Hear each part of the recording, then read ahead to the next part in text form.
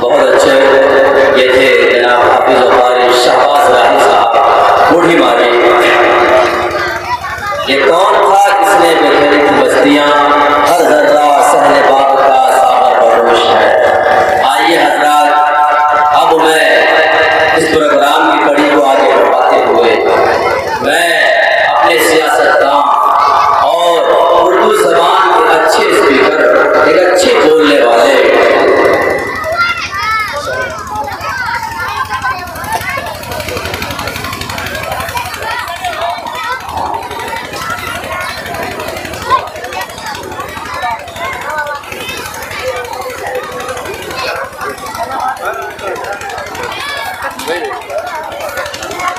हांडी में चावल कटोरी में दाल, क्या सुनाऊं मैं अपने निजामत का हाल।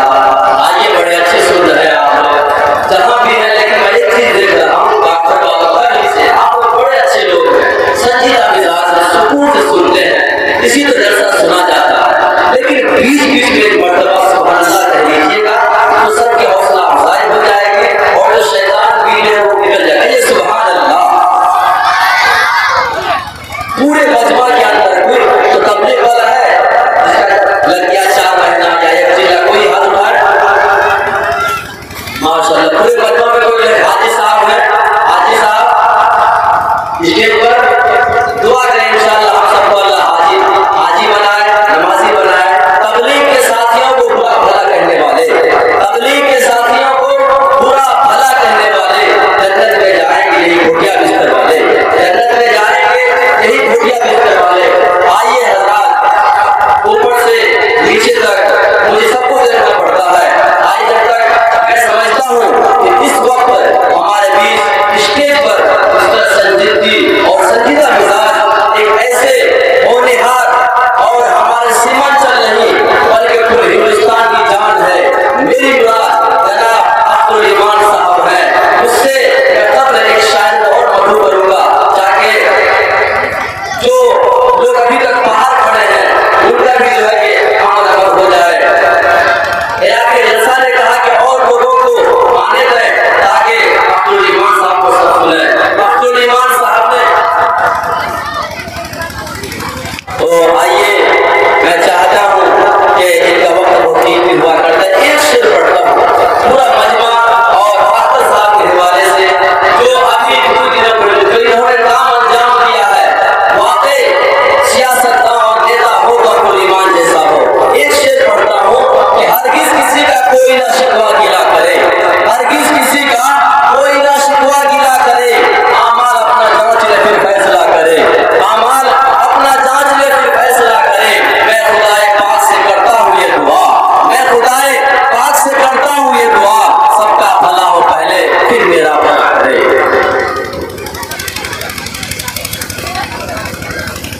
बाबू इको खत्म कर दो, इको खत्म कर दो, आवाज भी जरा कम कर दो।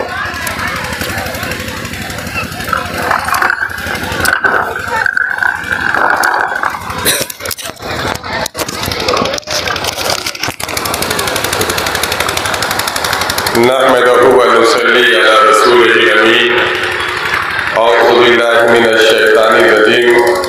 बिस्मिल्लाहिर रहमानिर रहीम। रब्बि इश्रह ली सदरी व यस्सिर ली अमरी वहलुल उक़दतम मिन लिसानी यफ़क़हू क़ौली। सदक़ल्लाहुल मौलाना अज़ीम।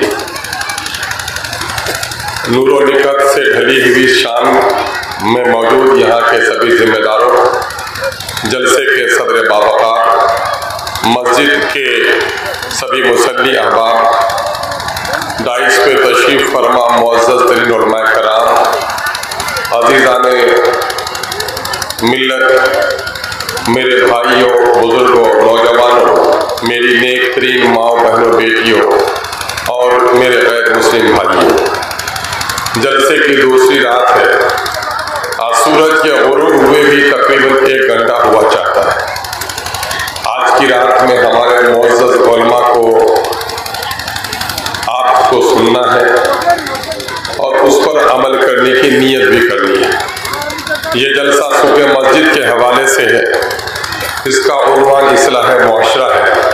इसलिए मैं ज़रूरी समझता हूँ कि मस्जिद की अज़मत और इस्लाह मुआशरा ताकि हमारे मुअज़्ज़ज़-तरीन उलमा के दरमियान में हमारे ख़यालात की तदहीक भी हो जाए, और अगर वो हक़ बात हो तो अल्लाह तबारक व तआला हम सबों को उस पर अमल की तौफ़ीक़ अता फरमाए। मेरे अज़ीज़ों और बुज़ुर्गों, पहले ये जान लेना चाहिए कि मस्जिद किसको कहते हैं। हंगामा शरारत नहीं, शरारत करनी है तो बाहर। मस्जिद कहते हैं उस जगह को, सजदा से मस्जिद लफ्ज़ पैदा हुआ, और मस्जिद कहते हैं उस जगह को जहाँ पर आदमी सजदा करने के लिए किसी ज़मीन के ख़ास टुकड़े को मुकर्रर कर ले, और वो ज़मीन किसी की निजी नहीं हो, वो वक़्फ़ फ़ी सबीलिल्लाह हो, और इज़्ने आम हो कि किसी को आने से वहाँ न रोका जाए। शरई इस्तिलाह में ऐसी जगह को मस्जिद कहते हैं। दुनिया में सबसे पहला जो इंसान आया उसका नाम हज़रत सैयदना आदम अलैहिस्सलाम है, और दुनिया में जो सबसे पहला घर इबादत के लिए बना उसका नाम काबा बैतुल्लाह है। हमारा और आपका रिश्ता हज़रत सैयदना आदम अलैहिस्सलाम से है। हमसे पहले मेरे बाप, उससे पहले उनके बाप, ये सिलसिला जोड़ते जाएंगे तो हमारा नसबनामा हज़रत आदम अलैहिस्सलाम से मिलेगा। ठीक उस तरह से मस्जिदों की भी निस्बत है कि हमारी मस्जिद ज़िले की मस्जिद, मुल्क की मस्जिद, मस्जिद नबवी, और ठहर जाती है जाकर कहा काबा बैतुल्लाह में। जिस तरह हर इंसान का रिश्ता आदम अलैहिस्सलाम से है, हमारी मस्जिदों की निस्बत काबा बैतुल्लाह से है। शरीयत इस्लामिया की तालीमात की रोशनी में जिस जगह पर काबा बैतुल्लाह है, आसमानी दुनिया पर उसी जगह पर बैतुल मामूर है। यहाँ इंसान खाने काबा के गिर्द तवाफ करता है और वहाँ फरिश्ते तवाफ करते हैं। मेरे भाइयों, अल्लाह ने जितने नबी भेजे, जितने रसूल भेजे, सब पर यह जिम्मेदारी थी कि अल्लाह के पैगाम को अल्लाह के बंदों तक पहुँचाए। अल्लाह के पैगाम को अल्लाह के बंदों तक पहुँचाने के लिए जिस इबादत खाने को, जिस मरकज़ इबादत को, जिस सेंटर को कायम किया गया उसका नाम मस्जिद है।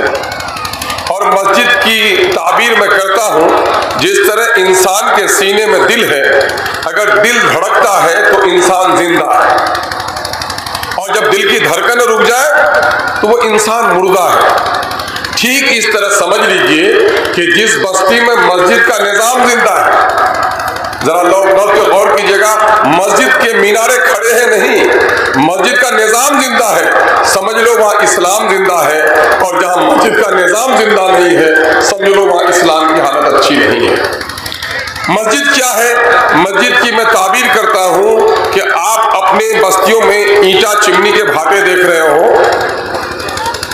मिट्टी का ढेला है, इसे तोड़ दो तो धूल बनकर उड़ जाए, और पानी में डाल दो तो कीचड़ बनकर सड़ जाए। लेकिन जब इसी मिट्टी के ढेले को गोंद कर जब ईंट बना लेते हो, आग में जला लेते हो, तो फिर वो ईंट उड़ती है क्या धूल बनकर? नहीं उड़ती। क्या वो ईंट पानी में रख दो तो सड़ती है क्या? नहीं सड़ती। तो ठीक उसी तरह से इंसानों के किरदार साजी की जो भट्टी है उसका नाम मस्जिद है। जब इंसान मस्जिदों में जाता है तो वो गुनाहों में सड़ता नहीं है, वो आजमाइशों में घबराता नहीं है, वो खुदा की बंदगी का दम भरता है और उसी पर दम देने के लिए इरादा रखता है। यह मस्जिद का निज़ाम है।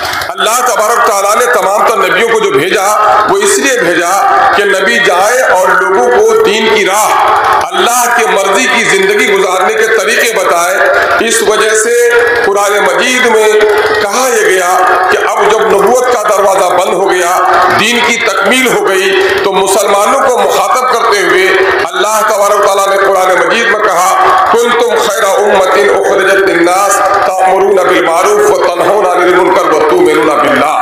कि मुसलमानों, तुम वो बेहतरीन इंसानी गरोह हो जो लोगों की भलाई के लिए बर्पा किए गए हो। तुम्हारे जिम्मे दो काम है, नेकियों का हुक्म दो और बुराइयों से रोको।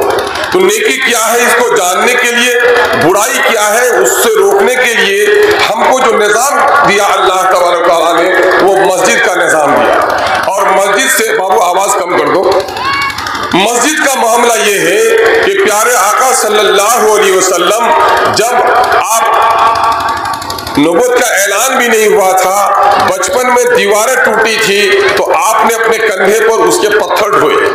आप सल्लल्लाहु अलैहि वसल्लम काबा बैतुल्लाह में हाजिरी देते जब अरब की बुराइयां, हर तरह की बुराइयां, चोरी, डकैती, बदकारी, शराबखोरी, जुआ, दुख्तरकुशी, ये सारी बुराइयां अरब में बेनकाब फैली हुई थी, तो आप सल्लल्लाहु अलैहि वसल्लम समाज की इन बुराइयों के सद्देबात के लिए बड़े फिक्रमंद रहते और आप अपनी बस्ती से निकलकर एक हिरा की पहाड़ी पर जाकर आप कुछ दिनों तक गोशा नसीब हो गए। तो आपने पहाड़ी का उस हिस्से को चुना जहां से काबा बैतुल्लाह नजर आता था। अल्लाह के रसूल को काबा बैतुल्लाह से इतनी मोहब्बत थी कि आप सल्लल्लाहु अलैहि वसल्लम अपनी बस्ती से तो निकल गए थे लेकिन खुदा के घर को अपने नजर के सामने में रखे। आपको खबर होगी कि अल्लाह ने जब नबूवत का ऐलान करवाया 40 साल की उम्र में, आप सल्लल्लाहु अलैहि वसल्लम ने जब खुदा के नबी होने का पैगाम लोगों को दिया, लोगों को तौहीद की दावत दी, कुफ्र से, शिर्क से, जुल्म से बाज रहने की तलकीन की, तो वो अरब की मिट्टी जहां पर आप पैदा हुए थे, जहां पर आपका लड़कपन और बचपन गुजरा था, जहां आपकी बेदाग जवानी लोगों ने खुली हुई आंखों से देखा था और नबूवत के ऐलान से कबल भी लोगों ने सादिक और अमीन कह दिया था, वहां के लोगों ने आप पर तरह तरह से जुल्म और ज्यादती की। किसी ने पत्थर मारे, किसी ने कंकर फेंके, किसी ने रास्ते में कांटे डाले, किसी ने नमाज की हालत में, सजदे की हालत में ऊंट की ओझरी आप पर डाल दी, किसी ने बेटी का रिश्ता तोड़ा, किसी ने जिस्म को लहूलुहान कर दिया। ये वक्त आया कि हुक्म इलाही के नतीजे में अल्लाह के इशारे पर आपने हिजरत की और आप मदीना के लिए रवाना हुए। 13 साल दावत बामुशक्कत आपने मक्के में दिया, मुट्ठी भर लोगों ने कलमा पढ़ा और आप वहां से मदीना के लिए रुखसत हुए। मदीना से आगे ही एक जगह पर ठहरे जहां कुबा नाम का एक कुआं था और आपने वहां चंद दिनों कयाम किया और वहां पर भी एक मस्जिद बनाई जिसको मस्जिद कुबा कहते हैं। जो लोग हज करने के लिए जाते हैं इत्तेफाक से वो मस्जिद नबी जब जाते हैं तो कुबा की जगह पर 2 रकात नफल नमाज जरूर पढ़ते हैं।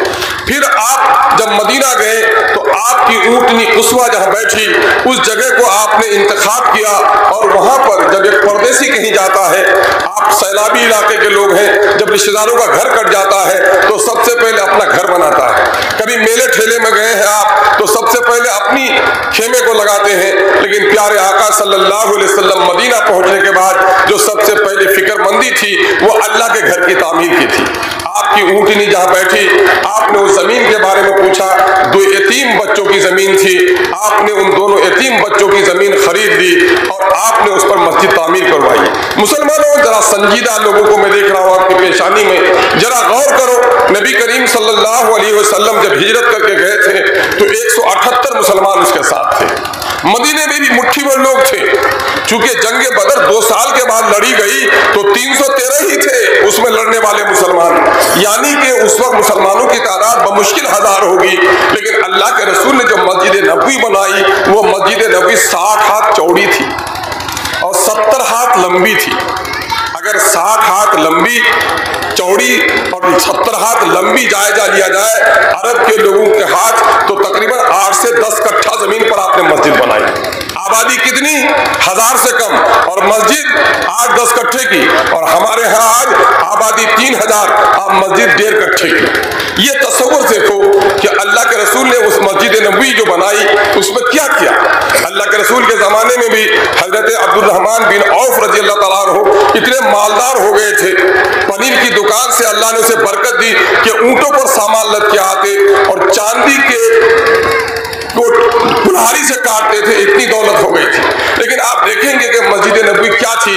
प्यारे आका सल्लल्लाहु अलैहि वसल्लम जहां नमाज अदा करते हैं मस्जिद नबवी खजूर के खंभों पर, ऊपर में खजूर के पत्तों का छत और नीचे वही पथरीली सरजमीन। नबी करीम सल्लल्लाहु अलैहि वसल्लम और उनके सहाबा नमाज पढ़ते तो धूल से कपड़े गंदे हो जाते, बारिश होती तो कीचड़ से सन जाते, गर्मी होती तो पसीने से शराबूर हो जाते। लेकिन आप देखेंगे कि अल्लाह के रसूल ने उस मस्जिद नबी से क्या किया। ये मस्जिद नबी सौठा नहीं थी हमारे तरफ कि सिर्फ हमने वहां नमाज पढ़ी। प्यारे आका सल्लल्लाहु अलैहि वसल्लम ने आपने कुरान समझाया, उसी मस्जिद के सहन पे सोफा के चबूतरे पर लोगों के इस्लामी तालीमात का नज्म किया। जो मकतब था उस वक्त की सबसे पहली इल्मी इस्लामी दरसगाह थी, उस वक्त की सबसे बड़ी यूनिवर्सिटी थी।